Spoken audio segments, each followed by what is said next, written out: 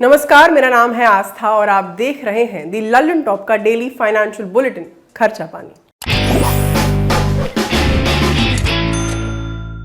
खर्चा पानी में आज बात करेंगे रूस यूक्रेन वॉर के चलते दुनिया पर मंडराते खाद्य संकट यानी फूड क्राइसिस और भारत पर उसके पड़ने वाले असर की। दुनिया की सबसे बड़ी जरूरत रोटी यानी गेहूं की कीमतों में अचानक 25% से ज्यादा की तेजी आने और कीमतों के 14 साल के रिकॉर्ड हाई लेवल पर जाने के बाद माना जा रहा है कि आने वाले समय में खाद्य चीजों के दाम और बढ़ेंगे। लेकिन क्या अपनी जरूरत से ज्यादा अनाज पैदा करने वाले भारत जैसे देश पर भी इसका असर पड़ेगा? अगर नहीं तो क्या भारतीय किसानों को इस साल उनकी फसल पर ज्यादा कीमत मिलेगी? अगर ऐसा हुआ तो ओपन मार्केट में गेहूं की कीमत क्या होगी और हमारी आपकी रसोई पर इसका क्या असर होगा? क्या सरकार गोदामों में पड़े लाखों टन अनाज एक्सपोर्ट करके फॉरेन करेंसी कमाएगी या फूड सब्सिडी में इजाफा करेगी? इन सभी सवालों पर चर्चा के लिए आज हमारे साथ होंगे Indian chamber of food and agriculture ICFA के चेयरमैन डॉक्टर MJ खान। लेकिन सबसे पहले आज की सुर्खियां।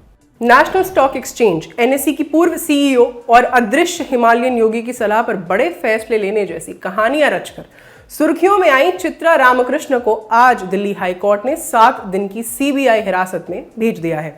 CBI ने चित्रा को रविवार रात गिरफ्तार किया था। चित्रा पर करप्शन और अनियमितताओं के कई आरोप हैं। सबसे बड़ा आरोप स्टॉक ट्रेडिंग फैसिलिटी कोलोकेशन की आड़ में कुछ बड़े इन्वेस्टर्स को फायदा पहुंचाने का है। कोलोकेशन स्कैम में स्पेशल CBI कोर्ट ने चित्रा की अग्रिम जमानत की अर्जी खारिज कर दी थी। उसके बाद CBI ने उन्हें गिरफ्तार किया था। इस घोटाले में चित्रा के सहयोगी आनंद सुब्रमण्यम को पहले ही गिरफ्तार किया जा चुका है। CBI कोर्ट ने सुनवाई के दौरान इस बात पर संदेह जताया था कि योगी की सलाह पर काम करने की कहानी चित्रा ने ही रची होगी और ऐसा करने के पीछे तथ्यों से छेड़छाड़ और आगे होने वाली किसी भी तरह की जांच को मिसगाइड करना हो सकता है। जैसा कि हम आपको बता चुके हैं कि 13 फरवरी को जारी मार्केट रेगुलेटर सेबी की रिपोर्ट में इस बारे में सनसनीखेज खुलासे किए गए थे। रिपोर्ट में चित्रा और कथित हिमालयन योगी के बीच ईमेल कम्युनिकेशंस के आधार पर दावा किया गया कि चित्रा इस आध्यात्मिक व्यक्ति स्पिरिचुअल पर्सन को 20 साल से जानती थी और अपने हर फैसले के लिए उससे सलाह लेती थी। उस कथित योगी के कहने पर ही चित्रा ने आनंद सुब्रमण्यम को अपना चीफ स्ट्रैटेजिक ऑफिसर नियुक्त किया और उसे लगातार सैलरी हाइक और प्रमोशंस देती गई। आशंका ये भी जताई जा चुकी है कि वह योगी कोई और नहीं सुब्रमण्यन ही है। दूसरी सुर्खी क्रूड ऑयल की कीमतों में रिकॉर्ड तेजी को लेकर है। क्रूड के दाम अब उस लेवल तक जा पहुंचे हैं जिसकी हम सोच भी नहीं सकते थे। आज इंटरनेशनल मार्केट में कच्चे तेल के दाम एक ही दिन में $10 से ज्यादा बढ़ गए और ये $139 प्रति बैरल के पार चला गया। ये 2008 के बाद की सबसे बड़ी तेजी है। साल 2008 में कच्चा तेल $147 प्रति बैरल तक पहुंच गया था। इतनी बड़ी तेजी के पीछे वजह यह खबर थी कि अमेरिका और यूरोपियन देश रूस के कच्चे तेल के आयात पर प्रतिबंध लगा सकते हैं। रूस दुनिया के सबसे बड़े तेल उत्पादक देशों में से एक है और यूरोप के ज्यादातर देशों की रिफाइनरीज में रूस का कच्चा तेल ही आता है। यूरोप रूस से अपनी जरूरत का 35 से 40% तेल आयात करता है। अगर रूसी आयात पर बैन लगता है तो दुनिया भर में कच्चे तेल की सप्लाई पर असर पड़ेगा और इसके दाम और ऊपर जा सकते हैं। भारत पर इसके असर को लेकर हम पहले ही चिंता जताते रहे हैं। सरकारी तेल कंपनियों को इससे बड़ा नुकसान हो रहा है। माना यह भी जा रहा है कि 10 मार्च को चुनाव नतीजे आने के बाद पेट्रोल और डीजल की कीमतों में भारी इजाफा देखने को मिल सकता है। क्रूड में आई ऐतिहासिक तेजी ने आज शेयर बाजारों और दूसरी कमोडिटीज पर क्या असर डाला, इस पर भी आपको अपडेट्स देंगे। लेकिन उससे पहले आज का सबसे बड़ा मुद्दा, जब से रूस ने यूक्रेन पर हमला किया है ग्लोबल मार्केट में गेहूं के दाम 25% से ज्यादा बढ़ गए हैं। रूस और यूक्रेन दोनों ही गेहूं के बहुत बड़े एक्सपोर्टर्स हैं और कुल ग्लोबल एक्सपोर्ट में उनकी हिस्सेदारी 40% से ज्यादा है। न्यूज एजेंसी AP की एक रिपोर्ट के मुताबिक यूक्रेन में तबाही और रूस पर आर्थिक प्रतिबंधों के चलते यूरोप, अफ्रीका और एशिया के लोगों की फूड सप्लाई बुरी तरह प्रभावित होगी और कई देशों में अनाज का संकट पैदा हो सकता है। हमने इस बारे में बात की Indian chamber of food and agriculture के चेयरमैन डॉक्टर MJ खान से और जानना चाहा कि इसका भारत, उसके किसानों और उपभोक्ताओं पर क्या असर होगा। देखिए, तो एक्सपेक्टेड था, क्योंकि जब वॉर हिस्टीरिया बिल्टअप हो रही थी प्राइसेस एस्केलेट होना शुरू हो गए थे, क्योंकि यूक्रेन और रशिया दोनों बड़े एक्सपोर्टर्स हैं वीट के। ऑलमोस्ट 40-45%, 50% जो ट्रेड हो रहा है वो इन दो कंट्रीज का वीट में पर्टिकुलरली कंट्रीब्यूशन है। अफ्रीका के जो इंपोर्ट्स हो रहे हैं वो सब यहीं से हो रहे हैं। इनफैक्ट गल्फ रीजन में भी इनका अच्छा एक्सपोर्ट है, एंड मैनी एशियन कंट्रीज का। तो सप्लाई चेन डिसरप्ट होना एक चिंता की विषय थी, और उसका असर प्राइसेस पे भी दिखना लाजमी था। ऐसा हम मान के चल रहे थे कि अगर ये वार हफ्ता 10 दिन में 15 दिन में रुक जाता है, तो जो स्पेकुलेटिव प्राइसेस हैं जो अभी राइज हुए हैं वो तो ठीक है, लेकिन लॉन्ग रन में फिर स्टेबल हो जाएंगे, फिर इतना राइज नहीं करेंगे प्राइसेस। क्यों? क्योंकि जो इंटरनेशनल कमिटमेंट्स होते हैं, कॉन्ट्रैक्ट्स होते हैं, उनमें कुछ वैलिडिटी पीरियड होता है कि भाई आप 15 दिन डिले, 1 महीना डिले, 45 दिन डिले। तो अगर वार 15 दिन में खत्म हो जाता है और चीजें अंदर 15-20 दिन में रिस्टोर होनी शुरू हो जाती हैं, तो मुझे लगता है ये स्टेबलाइज कर जाएंगी। लेकिन आज की तारीख में अभी ऐसा हालात नहीं दिख रहे हैं। इसका मतलब जो मैसेज गया हुआ है मार्केट को, ये गया हुआ है कि आप अल्टरनेट सोर्स से तलाशें, क्योंकि सप्लाईज अगर वार रुक भी जाता है तो शायद महीना 2 महीना जो पॉलिटिकल इकोनॉमिक सिचुएशन रहेगी, जो डिस्ट्रक्शन इंफ्रास्ट्रक्चर का हुआ है, तो सप्लाई चेन रिस्टोर नहीं हो पाएगी। इसका मतलब आप कहीं ना कहीं अल्टरनेट ऑप्शंस के देखें। इस सिचुएशन में इंटरनेशनल प्राइसेस बढ़ना लाजमी था, जो ऑलरेडी करीब 210, 15, 20 चला करते थे, ऑलरेडी 240, 250 पहुंच गए हैं। तो ये सिचुएशन है आज की तारीख में जी। अंतर्राष्ट्रीय अनाज परिषद इंटरनेशनल ग्रेन्स काउंसिल के डायरेक्टर अर्नोद पेटेट के हवाले से आई खबरों में कहा गया कि अगर यूक्रेन और रूस की लड़ाई ज्यादा दिन तक चलती है तो इन देशों से गेहूं आयात पर जीने वाले दर्जनों देशों में आम आदमी का जीना मुहाल हो सकता है। लेकिन दूसरी तरफ भारत में हालात थोड़े अलग दिख रहे हैं। टाइम्स ऑफ इंडिया की एक रिपोर्ट कहती है कि इससे भारत से गेहूं का एक्सपोर्ट बढ़ेगा, ओपन मार्केट में ज्यादा गेहूं आएगा और किसानों को इस साल गेहूं का ज्यादा दाम मिलेगा। हमने अपने एक्सपर्ट की राय भी ली इस मामले में। डेफिनेटली, इनफैक्ट जब आपको ध्यान होगा पिछले साल जब किसान आंदोलन पर थे, तो कई बैठकें जिसमें मैं शामिल हुआ, रक्षा मंत्री जी के घर पे हुई थी, एक जिसमें कृषि मंत्री जी और कृषि सचिव और एक किसान नेता बड़े बैठे थे। उसमें भी इस बात की चर्चा हुई थी कि अगर इसमें प्राइवेट सेक्टर की एंट्री बढ़ा दी जाए और एमएसपी को as a floor price declare कर दिया जाए, इसका मतलब सेम प्राइस फार्मर्स को मिलेगा जो एफसीआई के प्रिक्योरमेंट में मिलता है। इसका मतलब कि किसान जो है एफसीआई की लाइन में नहीं लगेगा, फिर प्राइवेट को बेच देगा। इसका मतलब जितनी ज्यादा ऑप्शंस होंगी उतना ही सरकार पे दबाव कम होगा। अब यहाँ सिचुएशन है कि अगर एफसीआई रिलीज करती है अपना स्टॉक, जो ऑलरेडी बहुत एक्सेस है, क्योंकि 20-21 मिलियन टन चाहिए होता है अपने देश की, एक जो स्ट्रैटेजिक बफर है उसके लिए। ऑलरेडी अलग अलग रिपोर्ट है, 55 मिलियन टन से लेके 59 मिलियन टन का स्टॉक का रिपोर्ट है। मान के चलो 55 मिलियन टन भी है, तो हमारे पास ऑलरेडी कोई मान के चलिए कि 35 मिलियन टन के पास एक्सेस स्टॉक्स है, जिसमें रफली 16-17 मिलियन टन 18 होगा वीट का और कोई 21-22 मिलियन टन होगा राइस का थोड़ा ज्यादा होगा वीट से। लेकिन अभी जो नया हार्वेस्ट आने जा रहा है उसकी भी टाइमिंग बहुत अच्छी है। तो इन टर्म्स ऑफ जो दो कंसर्न्स हैं आपके, एक ये है कि कंज्यूमर पे प्राइसेस कहीं अपवर्ड्स इम्पैक्ट ना हो, तो मैं ये कह रहा हूँ 70% फूड सिक्योरिटी स्कीम में कवर्ड है जनता, तो उनको तो वैसे मिल रहा है सब्सिडाइज एंड फ्री, तो ज्यादा असर इसका कंज्यूमर इन्फ्लेशनरी ट्रेंड्स पे पड़ने नहीं जा रहा है। लेकिन एक देश की इकोनॉमी पे इसका पॉजिटिव असर आएगा, फॉरेन एक्सचेंज बढ़ेगा, ओवरऑल एक्सपोर्ट बढ़ाएंगे और फार्मर्स को एक्स्ट्रा प्राइस मिलेगा because of the external demand. तो ये सिचुएशन आज की तारीख में है कि भारत के लिए एक तरीके से गेनफुल सिचुएशन है इसमें। तो दुनिया पर मंडराते खाद्य संकट के बीच हमारी हालत इसीलिए टेंशन फ्री है क्योंकि भारत गेहूं के टॉप प्रोड्यूसर्स में से है। ऐसे में ये तो साफ हो गया कि एक्सपोर्ट बढ़ेगा, सरकारी खजाने में विदेशी मुद्रा आएगी, किसानों को भी पहले के मुकाबले ज्यादा दाम मिलेगा। लेकिन ऐसी क्या वजहें हैं कि बाजार में मूल्य बढ़ने की संभावना के बीच आम कंज्यूमर पर इसका कोई खास असर नहीं होगा? हमने फिर रुख किया अपने एक्सपर्ट का, जानते हैं उन्होंने क्या कहा। देखिए, बड़ा सिंपल लॉजिक है इसमें कि एक तो ओवरऑल जब डिमांड सप्लाई का जो रेशियो होता है वो हेल्दी होता है, वो इंडिया के केस में है। हमारे पास सप्लाईज इस टाइम पे सफिशिएंट हैं, एडिक्वेट हैं, रादर एक्सेस हैं। इस सिचुएशन में अगर ये प्रोविजंस को सर्कमेंट करना है तो गवर्नमेंट जो है वो एफसीआई का माल जिस भी इंस्टीट्यूशनलाइज सिस्टम या मैकेनिज्म के थ्रू में मार्केट पे आता है, तो प्राइवेट सेक्टर तो चाहे फार्मर से प्रोक्योर करे या सिस्टम के किसी चैनल से प्रोक्योर करे, वो तो इंटरनेशनल एजेंसी मॉनिटर नहीं कर सकती हैं।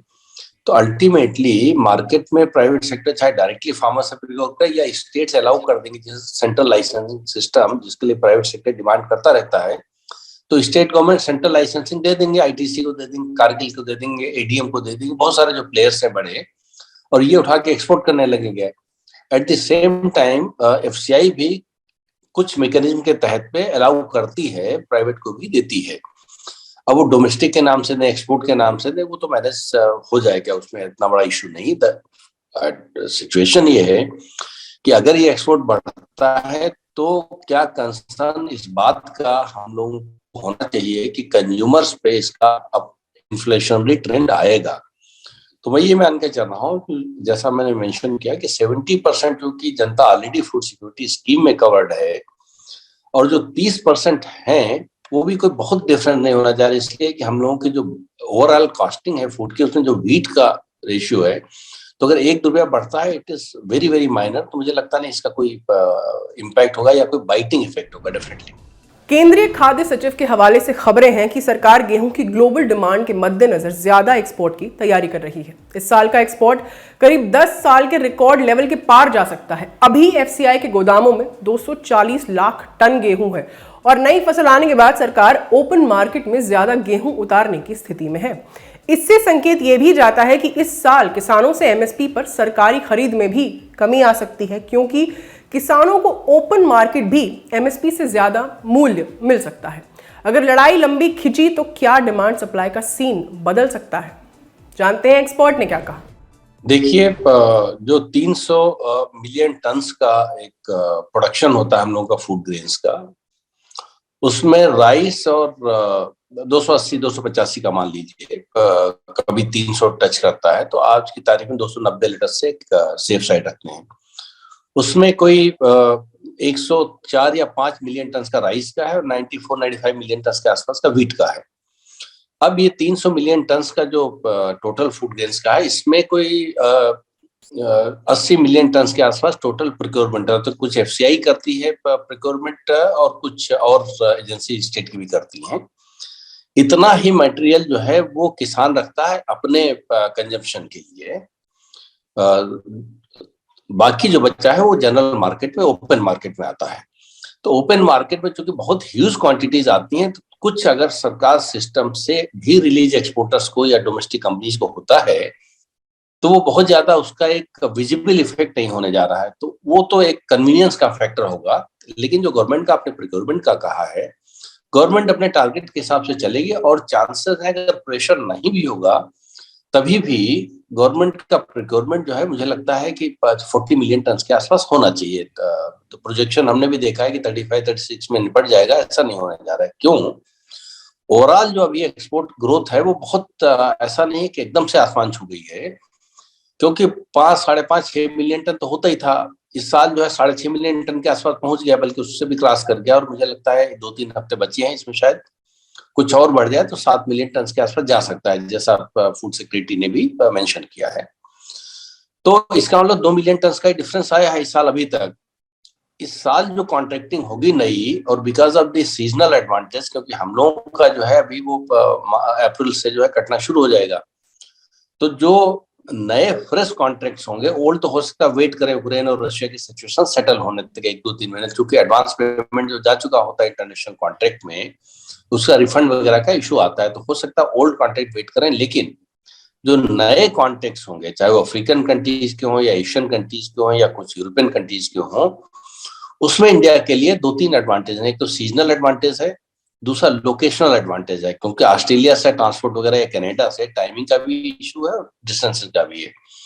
तीसरा, अंडर साउथ साउथ प्लान जो इंडिया कमिटेड है अफ्रीकन कंट्रीज को ओवरऑल डेवलपमेंटल हेल्प के लिए, उसमें कुछ ना कुछ पेमेंट का भी प्रोविजन एक रिलैक्स कर सकती है गवर्नमेंट। तो कुल मिला के मुझे लगता है कि शायद आने वाले हार्वेस्ट के बाद में जो नेक्स्ट फाइनेंशियल ईयर का जो कैलकुलेशन होगा अप्रैल 2022 से मार्च 2023 का, हो सकता 10 मिलियन टन तक का एक्सपोर्ट व्हीट का पहुंच जाए। सो ये एक प्रोजेक्शन है जिसमें गवर्नमेंट का प्रोक्योरमेंट का जो डिफरेंस है मुझे लगता नहीं कि वो 40 से कम जाएगा, क्योंकि वो एक्स्ट्रा बम्पर क्रॉप भी, चूंकि सीजन बहुत बढ़िया गया है, तो मुझे लगता है कि हो सकता है कि अपना व्हीट का प्रोडक्शन भी 94-95 से 100 क्रॉस कर जाए। गेहूं की डिमांड सप्लाई के मौजूदा आकलन अगले वित्त वर्ष के लिए भी हैं, लेकिन सवाल ये भी पैदा होता है कि आने वाले वर्षों में सप्लाई की क्या स्थिति रहने वाली है। ये ग्लोबल फूड चेन पर किस कदर असर डालेगी? क्या भारत के लिए भी एक्सपोर्ट इंपोर्ट के आंकड़े बदल जाएंगे और क्या भारत में डिमांड वाली किसी अन्य कमोडिटी की किल्लत हो सकती है? इस पर हमने एक्सपर्ट की राय ली। देखिए, व्हीट के स्पेसिफिक केस में क्योंकि रशिया एंड यूक्रेन दोनों बहुत बड़े सप्लायर हैं ग्लोबल ट्रेड में, एंड जिन जिन कंट्रीज में इनका कॉन्ट्रैक्ट अभी रिन्यू होने थे, वहां पे तो एक तरीके से मान लीजिए वार खत्म ही हो जाता है, तभी भी बहुत कंफर्टेबल सिचुएशन नहीं होगी। क्यों नहीं होगी? क्योंकि टेंशन कंटिन्यू करेगा और जो इंफ्रास्ट्रक्चर डिमोलिश हो गया है वो इतनी जल्दी बिल्ड नहीं हो पाएगा। तीसरा ये है कि दोनों जगहों की गवर्नमेंट और पूरा सिस्टम अपने इंटरनल इश्यूज में उलझा रहेगा ज्यादा, अपनी कंट्री के लोगों को एक तरीके से फूड सिक्योरिटी इंश्योर करने का। तो एक्सटर्नल मार्केट को उतना फोकस करें, उतना एक्सप्लोर करें, उसमें एक क्वेश्चन मार्क लगा रहेगा। इंडिया के लिए मोमेंटम बिल्ड करने का टाइम आएगा। क्यों? ओवरऑल अगर एक्सपोर्ट के ट्रेंड देखें तो 2 सालों में इंडियन एग्रीकल्चर एक्सपोर्ट्स एक्सीड कर गए हैं सारे रिकॉर्ड तोड़ते हुए। कोई इस टाइम पे 41 बिलियन डॉलर का हो गया, अभी जो मार्च कैलकुलेट होगा 50 बिलियन डॉलर का हम लोग एक्सपेक्ट कर रहे हैं, which is all time high, never before. तो ये जो रेजिलियंस इंडियन एग्रीकल्चर की है और जो एक एक्सपोर्ट ओरिएंटेशन बिल्ड हुआ है पिछले 1-2 सालों में, कोरोना पीरियड में खास करके बहुत एक्सीलरेट हुआ इंडियन एग्रीकल्चर एक्सपोर्ट्स, उस मोमेंटम को बिल्ड करते हुए ग्लोबल मार्केट को टैप करने का एक बड़ा एडवांटेज है। इसका मतलब मल्टीपल बेनिफिट्स इसके होंगे। ओवरऑल एक्सपोर्ट बढ़ेगा, पूरा सप्लाई चेन दुरुस्त होगा, वैल्यू चेन दुरुस्त होगा, फार्मर्स को एक्स्ट्रा इनकम आएगा और गवर्नमेंट की एजेंसी पर प्रोक्योरमेंट का प्रेशर घटेगा। तो ओवरऑल मिला के मुझे लगता है कि और जब व्हीट आप किसी को एक्सपोर्ट कर रहे हैं तो व्हीट के साथ साथ अपॉर्चुनिटी ओपन अप होती है और चीजों की। क्योंकि कई बार बायर सेम है, चाहे आप राइस एक्सपोर्ट करना चाहे, व्हीट एक्सपोर्ट करना चाहे, एडिबल ऑयल करना चाहे, पल्सेस करना चाहे। एडिबल ऑयल में तो चलो इंडिया इंपोर्ट कर रही है कोई 10 मिलियन डॉलर के आसपास का, लेकिन 10 बिलियन डॉलर के, लेकिन पल्सेस में हम लोग सरप्लस हो गए हैं, तो पल्सेस का एक्सपोर्ट कर सकते हैं। तो बहुत सारे एक नई अपॉर्चुनिटी ओपन अप होगी। तो मुझे लगता है कि ऑनरेबल प्राइम मिनिस्टर का 100 बिलियन डॉलर का लक्ष्य 2025 का एक्सपोर्ट का, ऐसे सिचुएशन में एक आपदा में एक तरीके से जो अवसर होता है वो है। लेकिन अवसर के साथ साथ हम लोगों के को सेवा करेंगे इन द सेंस की अच्छी क्वालिटी का रीजनेबल प्राइस पे इंश्योर करेंगे डिलीवरी। तो कुल मिला के मुझे लगता है कि it is a good situation agriculture export के लिए ओवरऑल, और व्हीट के भी पर्सपेक्टिव से। सिर्फ एडिबल ऑयल पे हमको दिक्कत होगी क्योंकि यूक्रेन दुनिया का सनफ्लावर का नंबर 1 प्रोड्यूसर है और हम लोग कोई 20% के आसपास इंपोर्ट वहां से कर रहे हैं इसको। तो मुझे लगता है कि एडिबल ऑयल में दिक्कत आएगी, नए सोर्सेस टाइप करना पड़ेगा, खास करके पाम ऑयल का इंपोर्ट बढ़ाना पड़ेगा या कनाडा से इंपोर्ट बढ़ाना पड़ेगा। और चलते चलते शेयर मार्केट का अपडेट। रूस से तेल आयात पर पाबंदी की खबरों से जहां क्रूड कीमतों ने रिकॉर्ड तोड़ छलांग लगाई, वहीं शेयर बाजार धराशायी होते दिखे। सेंसेक्स और निफ्टी 3% से ज्यादा टूट गए। आज सुबह से ही भारतीय सूचकांकों पर दबाव बना रहा और एशियाई बाजारों में भी भारी गिरावट दिखी। दोपहर बाद ज्यादातर यूरोपियन मार्केट भी रूस यूक्रेन लड़ाई के आर्थिक असर का दबाव उन पर बना रहा। बाजार बंद होने तक मामूली रिकवरी के साथ सेंसेक्स 1491 अंक नीचे 52,842 और निफ्टी 382 अंक टूटकर 15,863 पर बंद हुए। बैंकिंग और ऑटो शेयरों में सबसे ज्यादा गिरावट दर्ज की गई। ग्लोबल टेंशन से फायदे की उम्मीद में स्टील और दूसरे कई मेटल शेयरों की रैली जारी है। दूसरी तरफ रुपए में रिकॉर्ड गिरावट के बीच सोने और चांदी की कीमतों में जबरदस्त तेजी देखी जा रही है। MCX पर सोना 1.70% ऊपर 53,445 रुपए प्रति 10 ग्राम तक आ गया। शेयरों में गिरावट के बीच सोने को सेफ हेवन के रूप में देखा जा रहा है और माना जा रहा है कि निवेशक सुरक्षित निवेश ठिकाने के तौर पर बड़े पैमाने पर सोने की खरीदारी कर रहे हैं। अटकलें ये भी लगाई जा रही हैं कि मार्केट हालात ऐसे ही बने रहे तो सोना अब तक के उच्चतम स्तर तक जा सकता है। अगस्त 2020 में सोना अब तक सबसे ऊंचे लेवल 56,200 रुपए प्रति 10 ग्राम तक गया था। आज के शो में इतना ही। ख्याल रखिए और देखते रहिए दी लंदन टॉप। शुक्रिया।